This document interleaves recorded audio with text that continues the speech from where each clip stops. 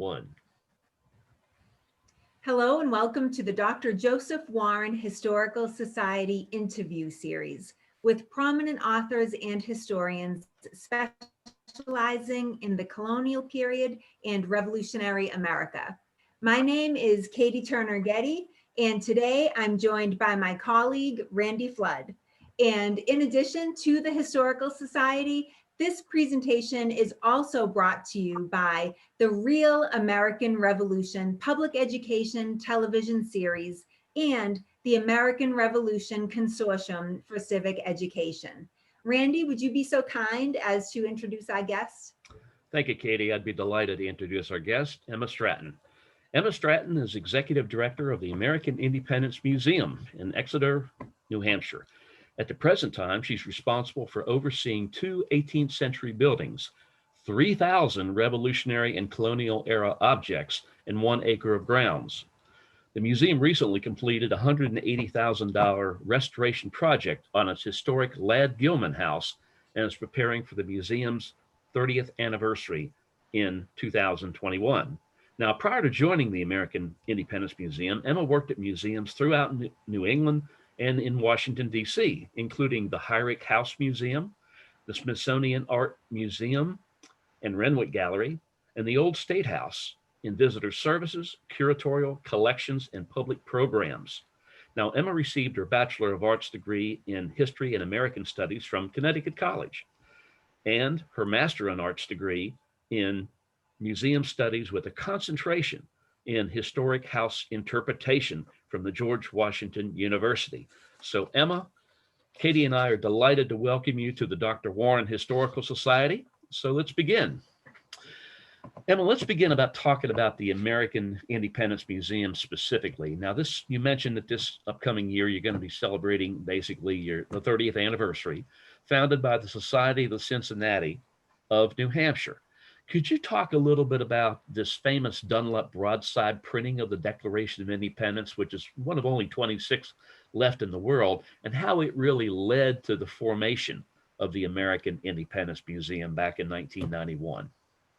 Of course, I'd be happy to. And thank you so much, Randy and Katie, for having me here today, and to the Dr. Joseph Warren Historical Society. It's a pleasure to be with you today. The Dunlop broadside is really the cornerstone of our collection. It is an original printing of the Declaration of Independence that was printed on the night of July 4th, 1776.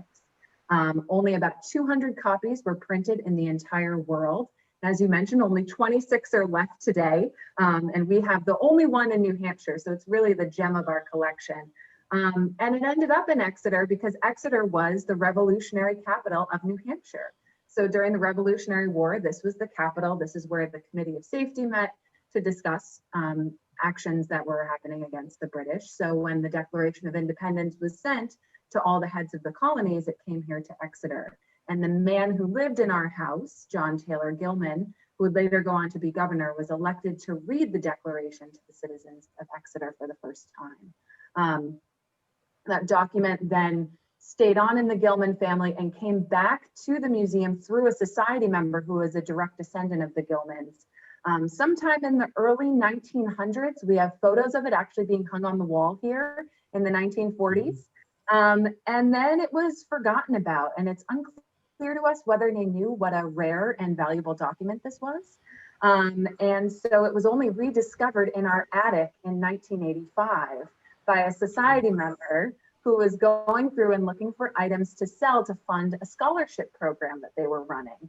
And he was up there with an appraiser, and the appraiser said, "Hang on a minute, I think you got the real thing here."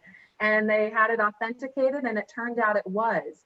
What then ensued was kind of legal tension between the state of New Hampshire and the Society of the Cincinnati over who actually owned the document. Was it the society's to own, or was it a state-owned document?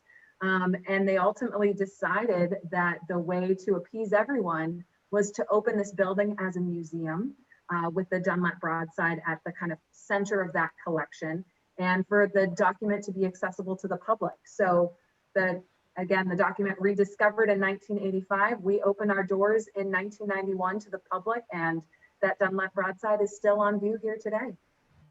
Amazing. That is Wow. really fascinating.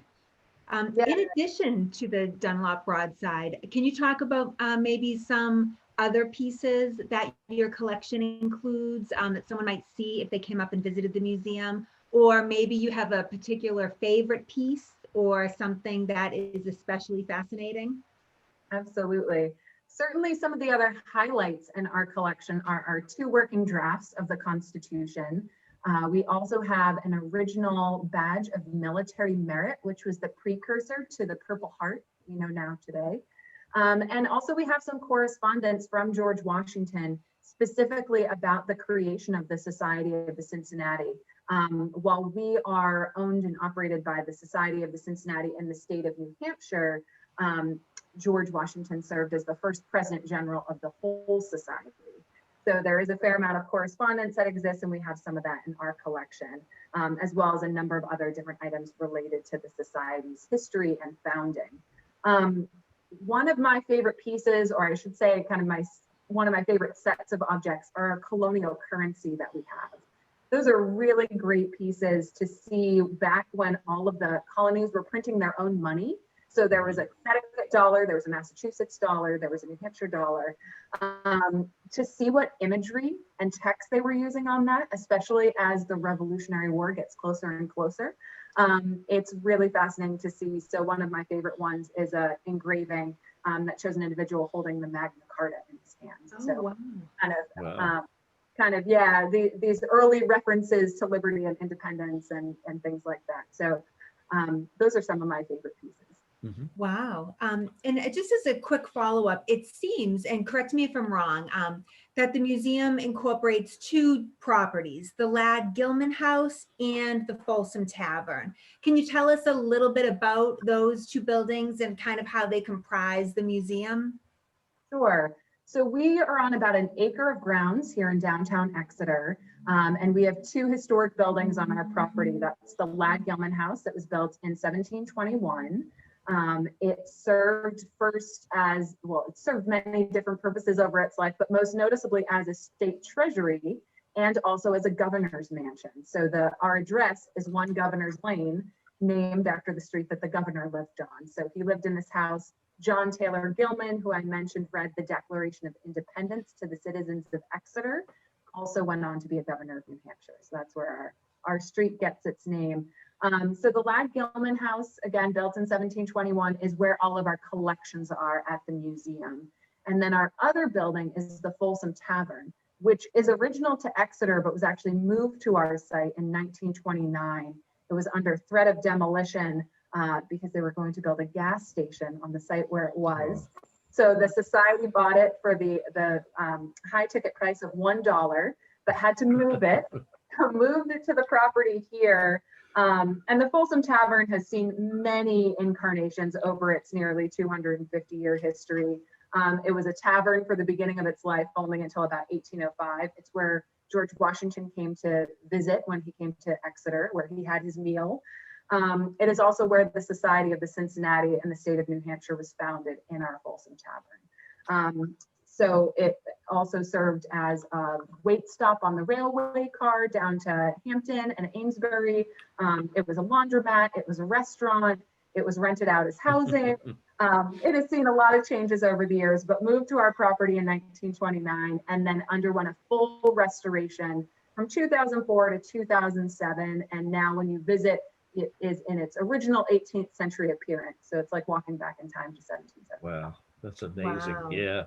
Well, Emma, the museum's draft of the Constitution apparently contains Nicholas Gilman Jr.'s handwritten notes.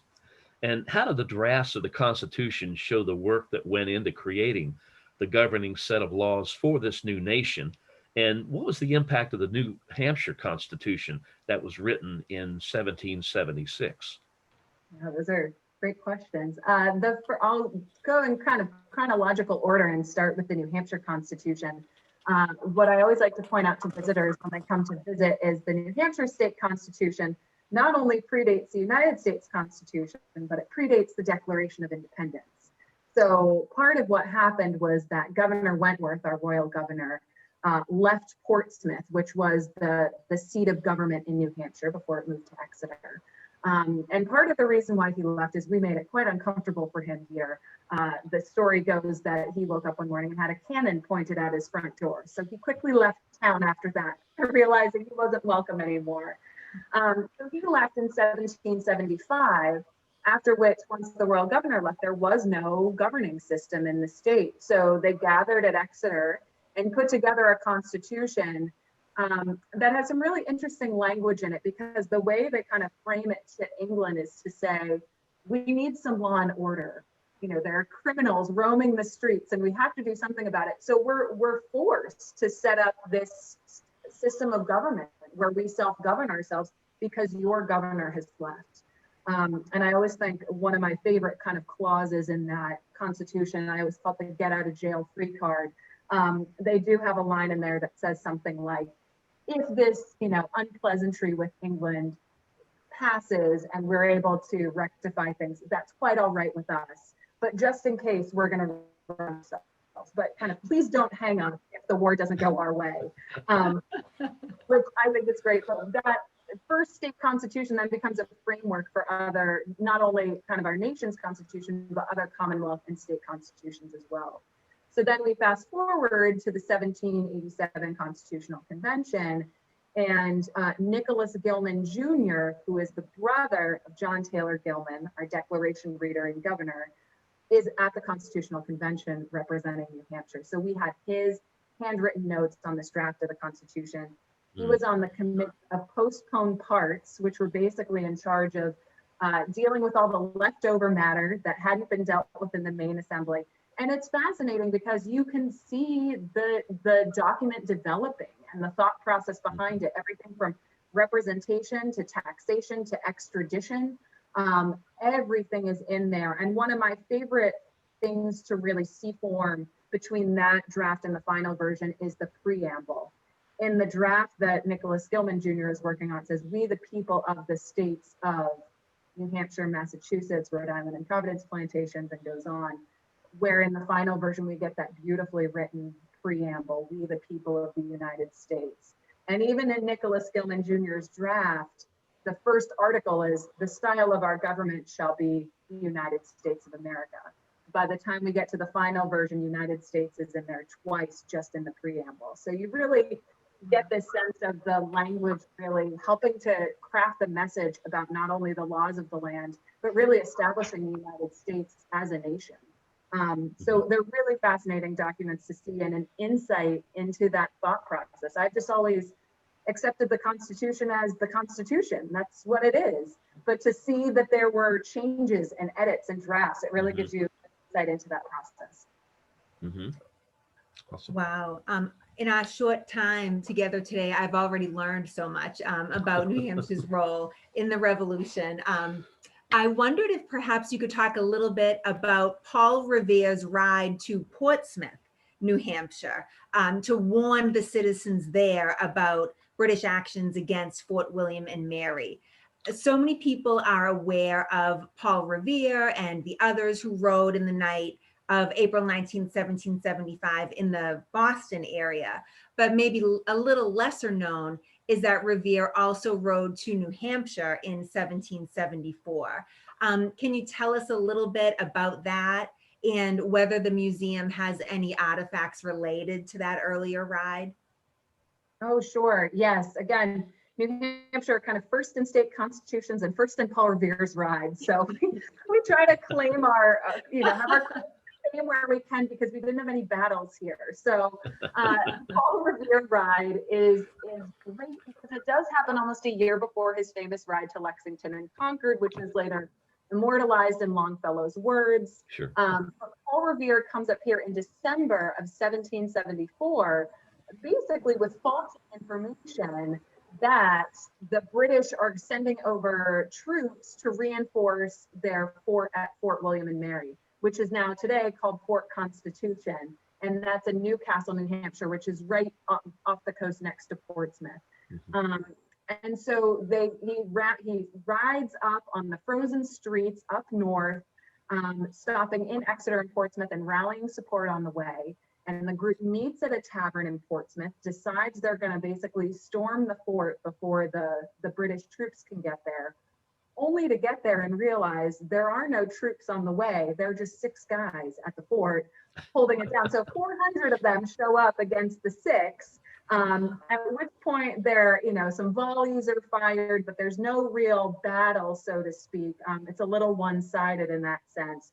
So the Patriots storm the fort, take all the gunpowder from them, and then go back the next day and take all the military stores and armaments too. So I always love that they go and they're like, oh, we'll take your cannons too. Yeah, we'll take that. So the gunpowder is spread all across the colony, and it's stored in powder houses all over. We still have one here in Exeter that stands on our riverbank.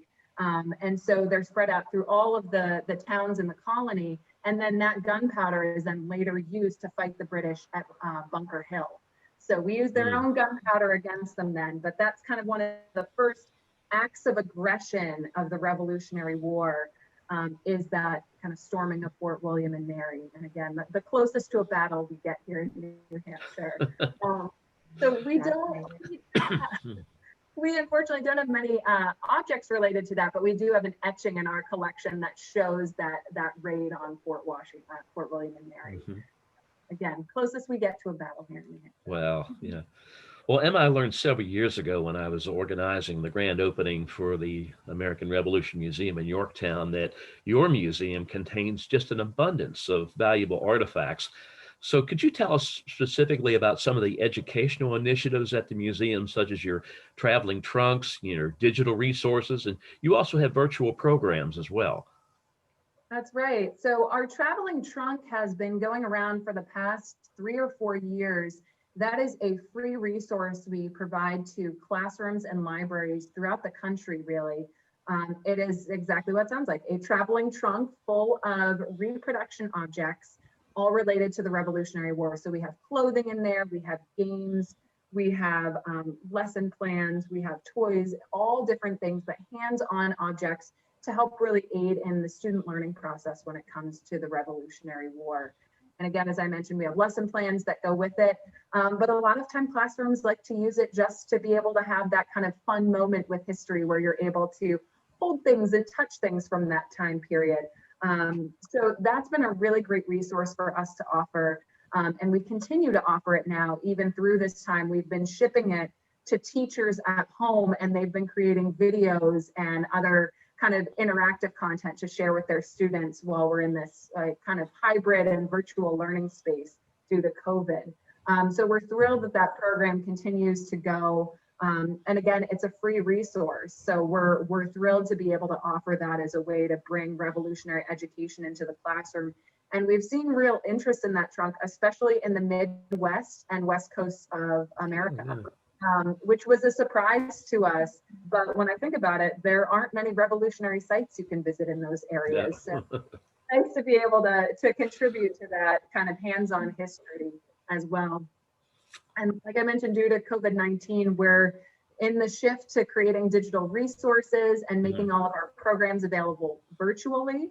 So all of our lectures and tavern talks that we're doing, we are now recording and live streaming them. And then they're also available on our YouTube channel afterwards for people to view anytime.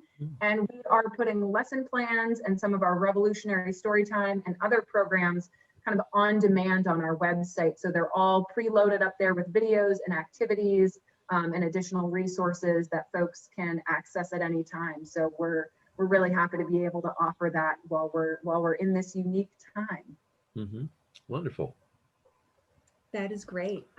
Emma, we mentioned earlier that the museum was founded by the Society of the Cincinnati of New Hampshire, a hereditary organization created by American and French officers who served in the Revolutionary War. Can you talk a little bit about their role as a parent organization with the museum today? Sure. The Society of the Cincinnati still owns both of our properties and most of the collection we have in our building. They are an active membership of about 280 members now. And what I always think is interesting is the membership is not based on where the individual lives, but where their ancestors served. So the society membership is really based all over the country and all over the world. And they still come back usually every year. They should have been in Exeter this past September, but they usually come back once a year and host their annual meeting still in the Folsom Tavern, which is the building they were founded in 1783. So they're still really focused on education, specifically around the Revolutionary War. I know the Massachusetts Society of the Cincinnati is heavily involved with the Revolution 250 group that's meeting down in Boston, but they're all involved in kind of helping to perpetuate the memory of the Revolutionary War and of the officers that fought in it. This society, as you mentioned, is a hereditary organization, and it's open only to male descendants of these officers who served.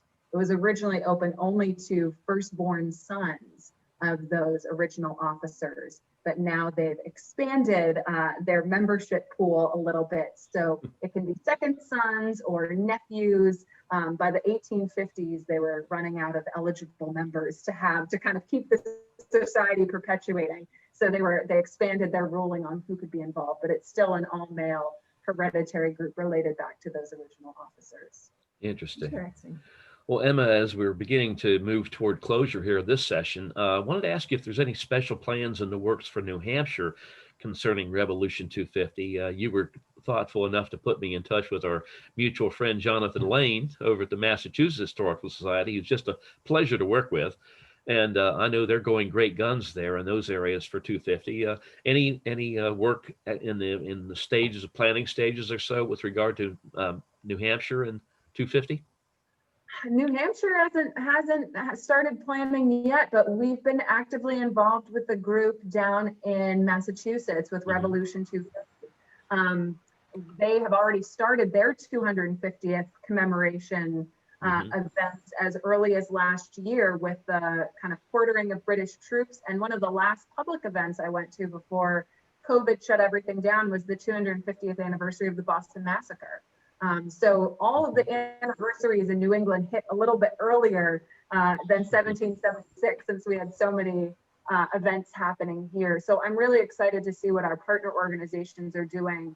And I know Revolution 250 is really a wonderful group of folks that are really focused on how to best use this anniversary celebration as a way to re-engage all, visitors and folks who are interested in American history with this time period and make it relevant to today. Kind of what are the effects and lessons that we're seeing in our lives today that were started or begun at this time period. So I'm really excited about some of the different things that are in the works. And also I know that group is focusing now too, like we all are, on creating digital events and digital resources as well. So that's revolution250.org is their website. Again, we're a part of that group, and a really wonderful group of partners doing exciting events as we come up on the 250th anniversary of our nation in just a few short years now. Wow, that's amazing. Well, Emma, where can folks donate and learn more about your museum? So our website is independencemuseum.org, where you can find information about coming to visit us this season. We are actually open for some limited on-site in-person tours of our grounds of that Folsom Tavern building, where we talk about the 250 years of history, everything from its days as a laundromat to a restaurant, as well as the revolutionary history of our grounds. And we'll be running those tours through the end of November. We're offering virtual tours of our live Gilman space year-round. And it's also where you can find all of our digital resources that are connected to there as well. So independencemuseum.org. We're also on YouTube, Facebook, and Instagram as well. Wonderful. Terrific. That is great. Thank you so much, Emma. This has been really fun. And I know I speak for Randy and Christian Despina when I say we would love to have you back again. Thank you. To our viewers, our guest today has been Emma Stratton, Executive Director of the American Independence Museum in Exeter, New Hampshire. We hope that you've enjoyed another in a series of interviews from the Dr. Joseph Warren Historical Society. Please consider subscribing to our channel, as we'll be continuing these discussions with various authors and experts. My name is Katie Turner Getty, and on behalf of my colleague Randy and myself, thank you so much for watching. We'll see you next time.